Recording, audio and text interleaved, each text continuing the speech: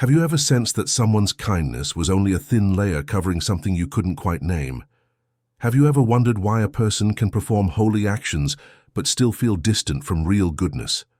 And have you ever asked yourself what God truly sees when a heart pretends to be virtuous while hiding the truth inside? In the quiet stillness of her convent cell, with the faint glow of a candle trembling against the stone wall, Saint Faustina was shown something that left her soul shaken. Not every soul that appears devout is actually walking in the light. Before we continue, if you wish to understand the deeper mysteries of divine mercy and the spiritual truths Jesus revealed to her, subscribe and stay with us. Saint Faustina wrote in her diary with an honesty rare and unpolished. She never exaggerated, she never dramatized. She simply described what Jesus allowed her to see, the difference between true humility and the polished mask of false goodness. She walked through the convent corridors many evenings, the wooden floor chilled under her feet, the distant echo of sisters praying the rosary fading behind her. Everything looked peaceful, everything looked holy. Yet, in the stillness, Jesus spoke to her heart and revealed that appearances could deceive. She once passed by a sister whose gestures were graceful, whose voice was always gentle, whose smile gave the impression of deep holiness. Anyone looking from the outside would see a model of virtue, but Jesus let Faustina perceive something beneath the surface, a subtle restlessness, a quiet pride, a desire not to serve God, but to be admired by others. What seemed like virtue was, in reality, a carefully crafted image. Jesus was not condemning this soul. He was not punishing her. He was teaching Faustina a truth essential for every generation.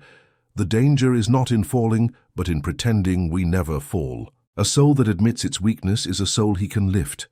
A soul that hides behind a facade closes itself to mercy because mercy can only touch what is exposed. Faustina understood that God is never harsh, but his clarity is absolute. A soul that fakes goodness becomes hollow, unable to withstand trials because its virtue is built on admiration, not transformation.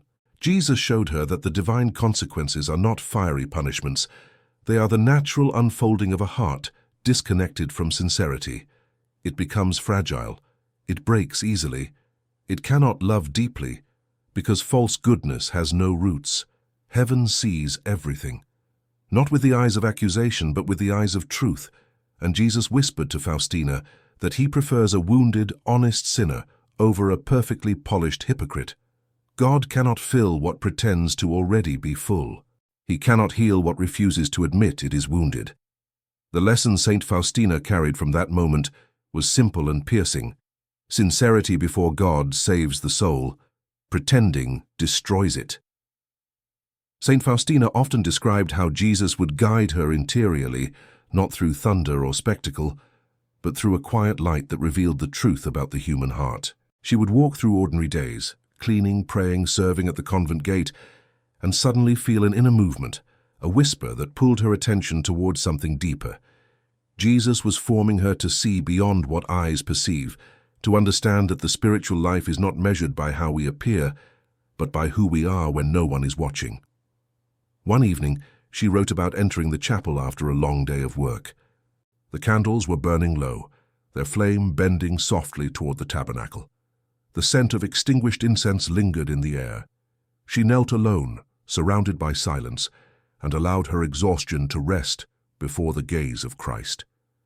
It was in such moments, simple, hidden, intimate, that Jesus chose to reveal truths that would guide countless souls through her diary. As she prayed, Jesus let her feel the weight of a soul living behind a mask of virtue. Faustina didn't see a vision with her physical eyes. She felt the soul's inner condition with clarity. This person performed good deeds, spoke pious words, and maintained the appearance of holiness to everyone around them.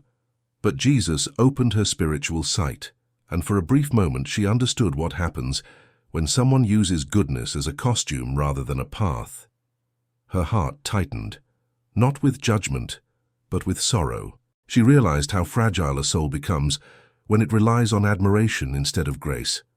Jesus helped her see that false goodness is like a flower painted on canvas, beautiful, but with no scent, no roots, no life.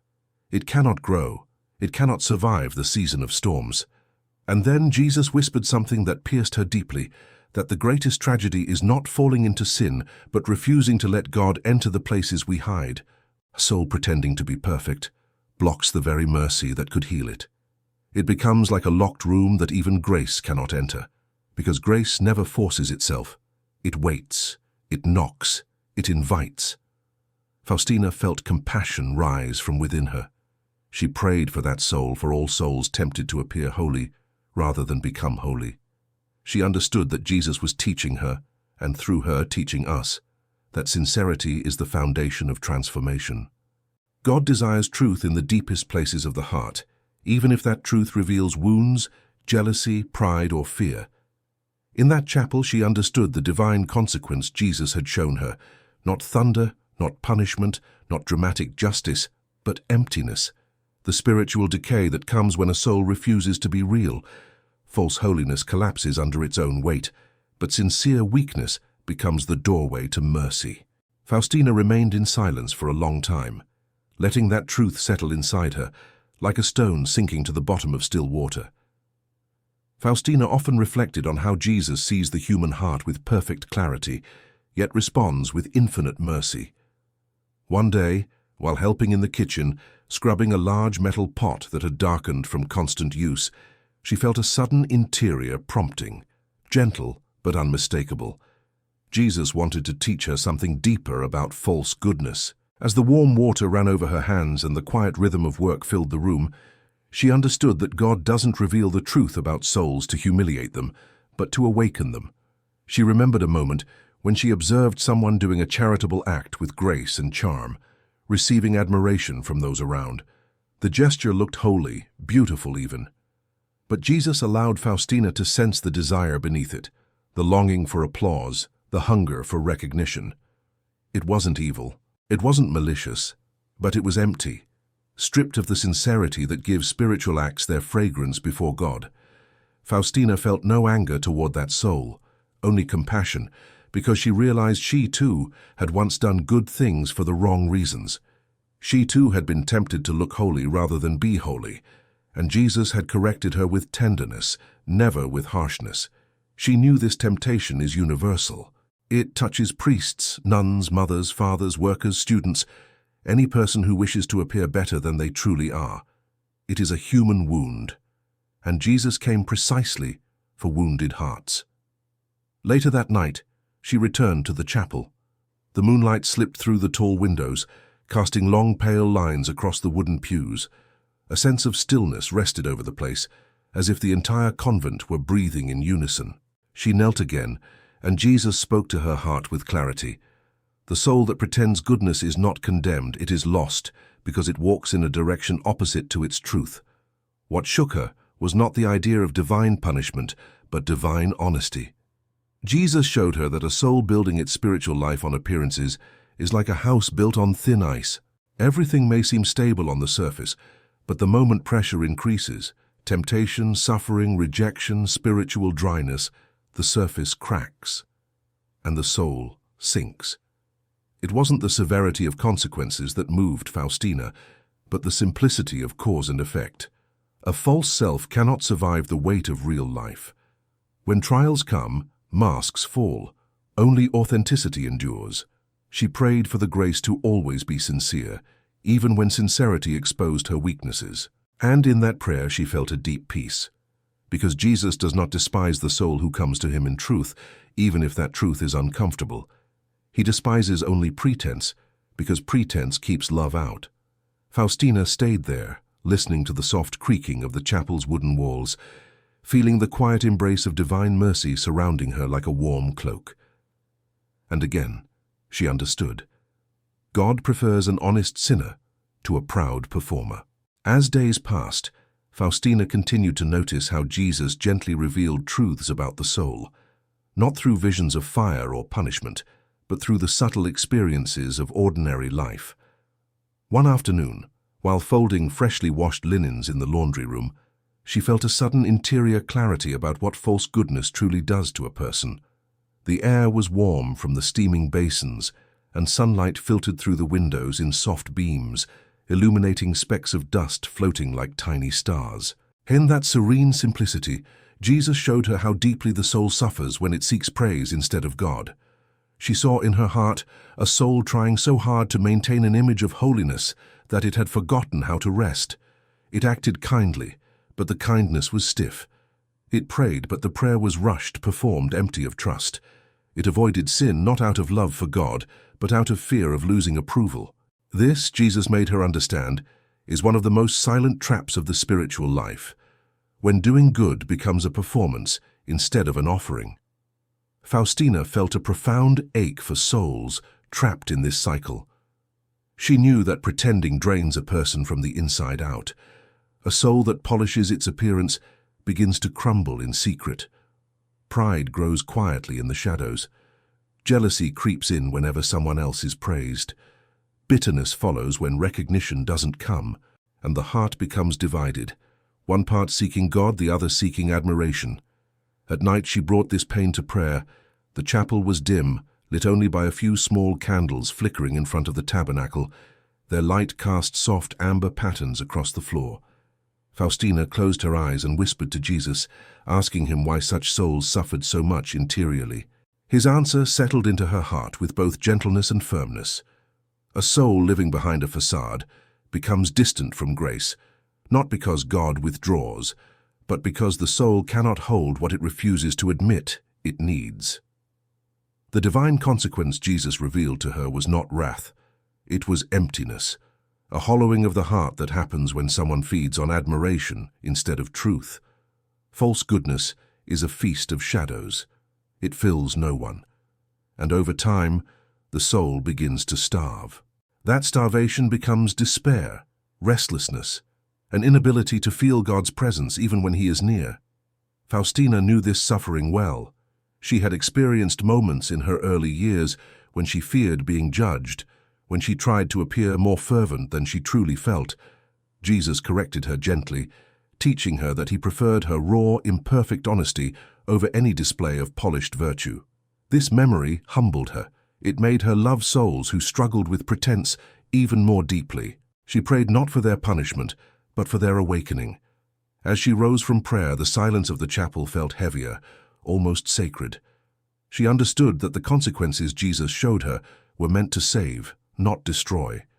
A soul must see its emptiness before it can finally open itself to mercy. There came a day when Faustina was assigned to work at the convent gate, a task she often performed in silence. People from the nearby village would knock seeking help, food, or prayer.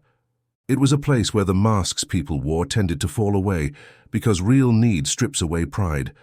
As she listened to the trembling voice of a poor woman asking for bread, she understood something Jesus had been teaching her for months. Sincerity draws grace like a magnet, while false goodness repels it like oil against water. The poor woman's eyes were tired, her clothes worn thin, yet her humility radiated with more beauty than the polished piety Faustina sometimes saw inside the convent walls. As Faustina handed her a small loaf of bread, she felt a warmth spread through her chest, a quiet certainty that God was closer to this woman's honest poverty than to the pretended virtue of those who refuse to face their spiritual emptiness. It wasn't about social status. It wasn't about moral superiority. It was about truth. God moves freely in the hearts of those who admit their need. Later that evening, Faustina wrote in her diary how Jesus revealed to her that false goodness creates a spiritual fog inside the soul.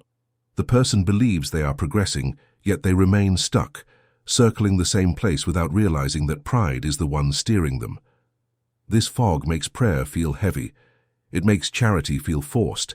It turns spiritual disciplines into performances rather than encounters. Jesus showed her that this inner fog is a divine consequence, not a punishment, because a heart that pretends cannot receive clear direction from God. Light cannot illuminate what someone insists on keeping in shadow. One night, as she prayed in her cell, she felt Jesus draw near with a tenderness that made her eyes fill with tears. He allowed her to sense the interior state of a soul who had lived for years behind a facade. What she felt was not anger, but exhaustion. A spiritual exhaustion so deep that the soul could no longer distinguish between real virtue and the imitation it had crafted. The person was trapped in their own image of themselves, suffocating beneath layers of performance. Faustina's heart broke. She understood that this was the severe consequence Jesus spoke of, not fire, not divine punishment, but the slow death of authenticity. When a soul chooses admiration over conversion, it starves. When it chooses image over intimacy, it hardens. When it chooses applause over God, it becomes a stranger to grace. This estrangement is painful precisely because the soul was created for communion, and when communion is lost, everything inside grows cold. In that moment, Faustina prayed not only for that soul but for herself. She begged Jesus to strip her of anything false, anything that kept her from truth, anything that tempted her to perform holiness rather than live it. And as she prayed, she felt a tender reassurance, as if Jesus were placing his hand over her heart, reminding her that sincerity, even when painful, always leads back to him. As the days unfolded, Faustina began to understand that every lesson Jesus gave her about false goodness was ultimately a lesson about mercy. He was not exposing souls to condemn them, but to teach her, and through her, all of us, how deeply he longs for sincerity. One evening, while she walked through the quiet convent courtyard, the sky fading from gold to violet, she felt an unmistakable presence settling over her heart. The air was cool, the world peaceful, and yet something profound stirred within her. It was as if Jesus wanted her to see the final truth of these revelations. She paused near the garden, where the sisters often planted flowers in the spring. The soil now rested, bare and dark, waiting for new seeds. Watching it, Faustina realized that the human soul is like this earth. When it is humble, open and honest, God plants grace easily within it. Growth happens in hidden ways, but when the soul pretends, when it hardens itself with pride or polishes itself for the eyes of others, it becomes like dry, compacted ground. Even the finest seed cannot take root there. This, she understood, is the most severe consequence Jesus was showing her. Not divine anger, but spiritual infertility. A soul that fakes goodness simply stops growing. As she stood in the garden, Jesus spoke to her interiorly with a clarity that echoed like a bell inside her spirit. A soul can deceive others, and even deceive itself, but it can never deceive God. His gaze is not harsh, but it is pure. It passes through the soul like light through glass, revealing every intention, every motive, every hidden corner. And what he desires most is not flawless behavior, but an open heart. A heart willing to say, "Lord, I am weak. Lord, I am wounded. Lord, I need you."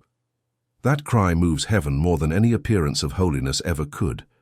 Faustina's eyes softened as she prayed.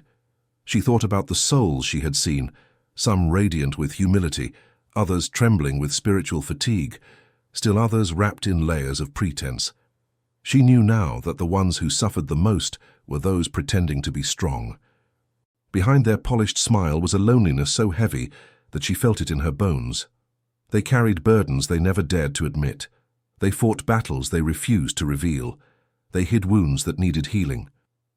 And because of that, grace slipped through their fingers like water. She knelt in the garden soil, letting the hem of her habit brush against the earth.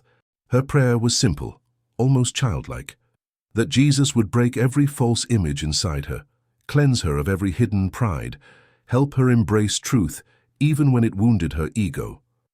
She begged for the grace to be transparent before God, nothing hidden, nothing disguised.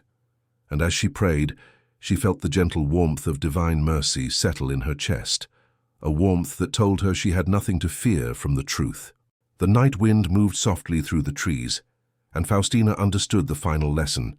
Sincerity saves the soul, because sincerity opens the door to mercy.